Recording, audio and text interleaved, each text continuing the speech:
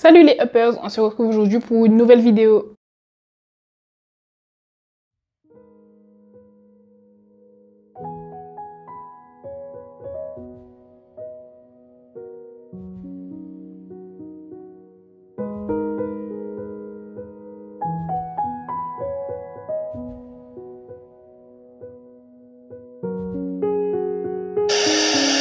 C'est pas notre compte en banque qui détermine qui nous sommes. C'est nos actions au quotidien, c'est nos actions de tous les jours. Et si vous arrivez à entreprendre, mais toujours dans l'idée d'apporter et de faire grandir, vous allez forcément réussir. Il faut être prêt à la tête pour recevoir ce que tu partageras comme idée d'évolution. Il faut être aussi bienveillant pour avoir une écoute active, pour dire mais lui il va m'aider à avancer. Parce qu'aujourd'hui il y a des personnes, elles pensent que la spiritualité c'est putain mon en religion. Tu donnes la religion. C'est ça. Qu'est-ce qu'elle me raconte? Tu veux m'apprendre la vie? Tu penses connaître mieux que moi? Pour pouvoir arriver à tout ce que tu dis, il faut tout d'abord faire un travail sur soi-même. Parce que tant qu'il n'y a pas un travail sur soi-même, mentalement parlant, on peut rencontrer 10 000 personnes avec plein de bonnes idées, plein de bonnes envies. Mais comme nous-mêmes, on est dans une sale mouvance, on est dans le bad mood. En fait, notre cerveau n'arrive pas à s'imprégner justement des choses. Le truc, c'est qu'il faut rester, faut pas s'éloigner de ces personnes-là, surtout pas. Il faut toujours rester à côté, aux alentours, parce que quand ça va pas, tu rajoutes une certaine note, une certaine touche. C'est comme une bouteille en fait. Tu vas rajouter de l'eau, un petit peu d'eau, quelques notes, un petit peu d'eau, jusqu'à ce que ça arrive quelque part. Et quand ça va déborder, mais là la personne aura compris. Oui, mais je pense que même si nous on pense que ça n'a pas touché la personne, mais petit, il y a quand même un travail qui se fait. Et la décision va arriver un jour, quand, on ne sait pas. Mais il y a quand même un travail qui se fait. Tu mets la personne en condition, mais comme elle a dit, au final c'est toujours... La décision va dépendre. Tu mets tout en œuvre autour de la personne, l'information, comme on disait au début, etc. Mais au final, tout ne peut pas être extérieur. Au final, ça vient de l'intérieur, c'est parce qu'on ne prend pas la décision. Il faut quand même y croire, il faut croire en ce qu'on fait, sinon ça ne fonctionne pas. Et on se rend compte que oui, ça marche. Donc effectivement, peut-être qu'à l'instant T, on n'est pas prêt parce que les choses ne sont pas encore dans notre vie, dans notre manière de voir la chose, on n'est pas prêt à accepter ou à voir.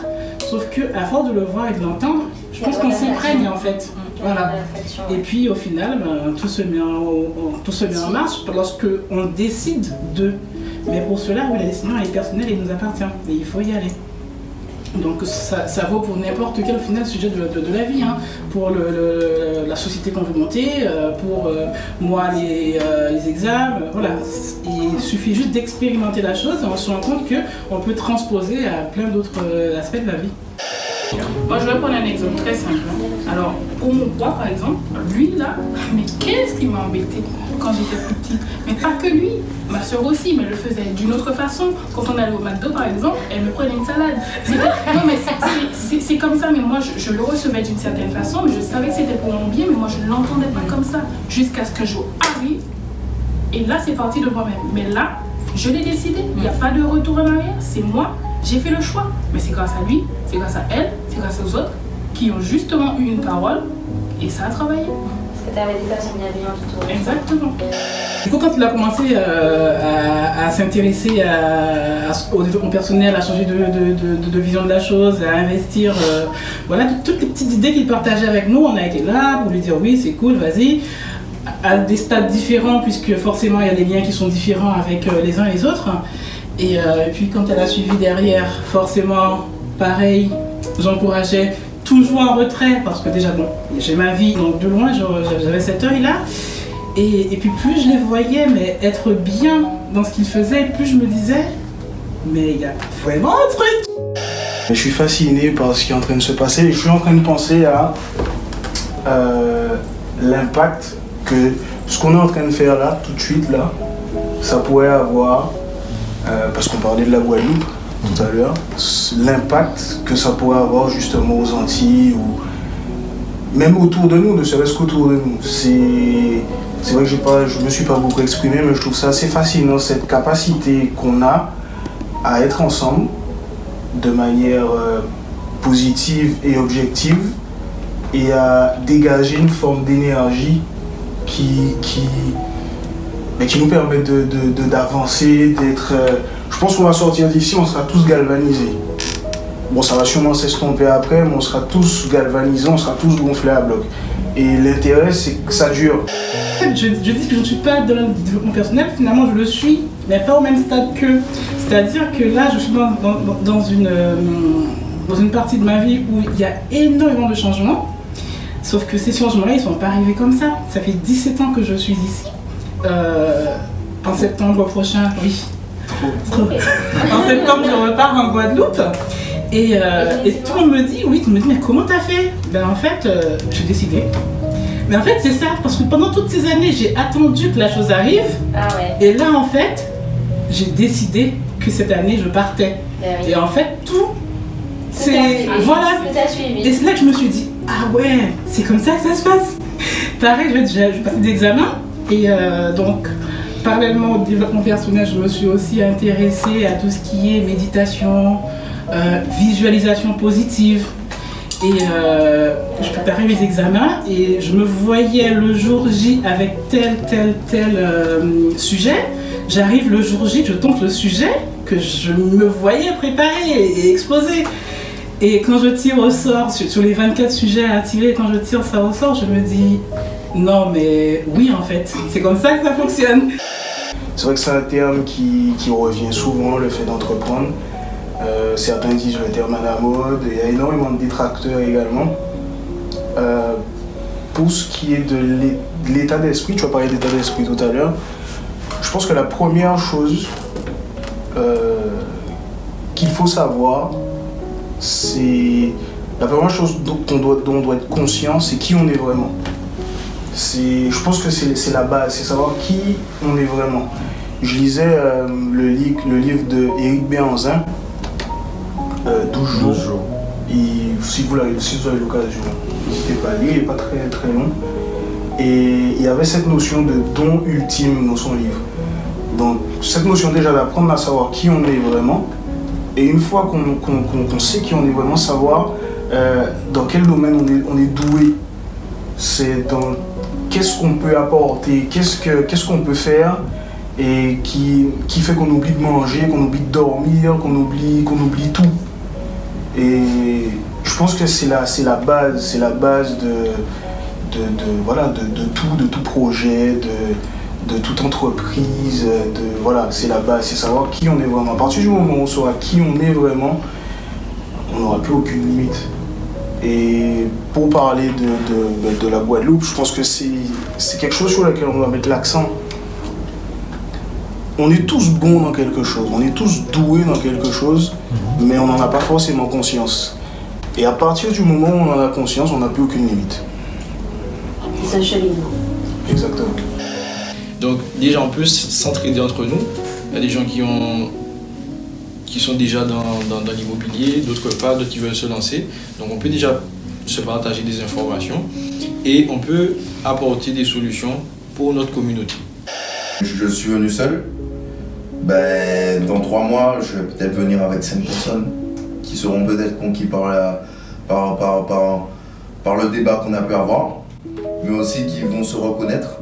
C'est surtout ça, qui vont s'identifier en fait à ce qu'on est en train de mettre en place. Et je pense que c'est surtout ça qu'il faudrait qu'on fasse. C'est en parler autour de soi, chacun de notre côté, et vraiment voir qui a vraiment envie de se lancer dans cette aventure-là, parce que c'est une aventure où je pense qu'il va falloir être en fait endurant. Ça va se jouer sur du long terme.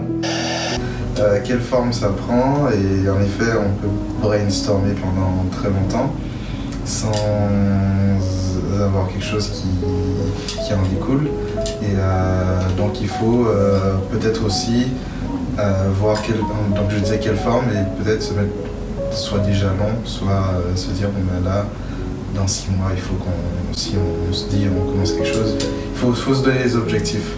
Et quelque part, si on n'a pas d'objectif, on va peut-être partir dans tous les sens. Moi, de mon point de vue, oui, c'est intéressant, je dirais pas, il faut apporter, parce qu'il y a une chose que tu as dit, c'est apporter de la valeur. Et de la valeur et quelque chose de novateur qui n'existe pas encore ou qui est différent. Ouais, le caractère différenciant est important pour pouvoir faire prospérer les idées. Il faut que ça soit différenciant. Et donc voilà, donc il faut savoir sous quelle forme, sous quelle couture on met ça en place. Il y a eu un mot qui a été prononcé tout à l'heure qui est très important, c'est le mot réseau en fait. C'est ce qui nous manque à mon sens beaucoup, nous les jeunes en général et ultramarins en particulier.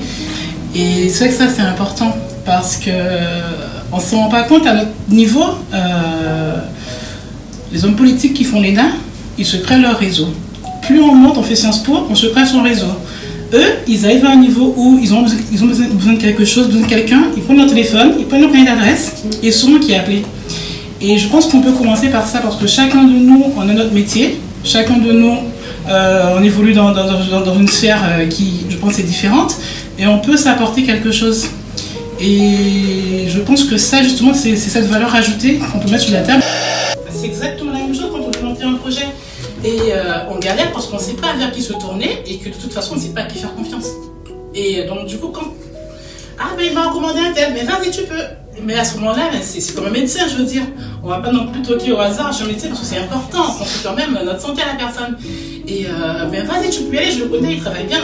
Et ça c'est hyper important. Et je pense que ça c'est nous jeunes, on a besoin aussi de ça. Pouvoir compter sur les références de cette structure-là que vous créez, que nous créons, pour se dire, oui, ce réseau-là, il peut nous aider à évoluer par rapport à ça aussi. Le meet-up de Your Day Up aura lieu le 9 juin. Si tu n'as pas encore booké ta place, tu envoies un mail sur notre adresse email.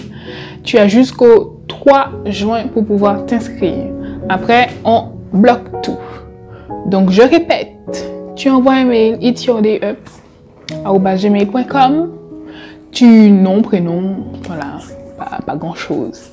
Et tu nous dis, je participe, voilà, avant le 3 juin. On vous attend nombreux parce que les sujets, il y a de la bonne quand même. Donc, tu continues à nous suivre Tu